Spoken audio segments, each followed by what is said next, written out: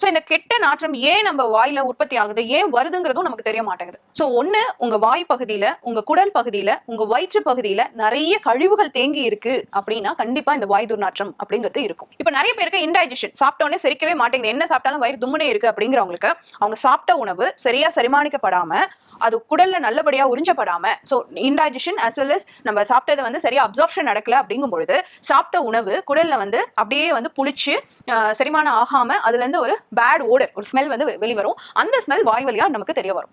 So இதுதான் வந்து வாய் துர்நாற்றம் ஏற்படுறதுக்கான அடிப்படையான ஒரு விஷயம். சில பேருக்கு வந்து பாத்தீங்கன்னா பல் ஈர நோய்கள் இருக்கும், பற்கள்ல நோய்கள் இருக்கும், பல் ஈர சுத்தி நோய்கள் இருக்கும். இது வந்து வாய் துர்நாற்றத்துக்கு ஒரு காரணமாக அமையலாம். சோ இப்ப இந்த வாய் துர்நாற்றத்தை எப்படி சரி பண்ணிக்க முடியும் அப்படின்னு பாத்தீங்கன்னா, சின்ன சின்ன விஷயங்கள் நீங்க பண்ணும் பொழுது நிரந்தரமா இதுக்கு தீர்வு காண முடியும்.